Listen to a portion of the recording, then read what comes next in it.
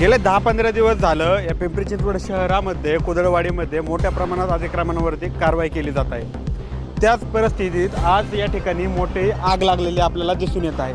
या ठिकाणी तुम्ही जर पाहाल तर अग्निशामक दल दाखल झालेलं आहे. त्याच पद्धतीने एक 2-3 गाड्या इथं आलेल्या आहेत अग्निशामक दलच्या आणि मोठ्या प्रमाणात या ठिकाणी आग विझवण्याचं काम केलेलं दिसत आहे. नेमकं काय सगळं प्रकरण झालेलं आहे हे सगळं अजूनपर्यंत अद्याप स्पष्ट झालं नाही. आग कशामुळे लागली आहे, काय लागली आहे अद्याप स्पष्ट नाही. पण ज्याप्रमाणे अग्निशामक दल काम करते ते आता आग विझवणं थोडंसं कठीण जात आहे हे आपल्याला दिसून येते.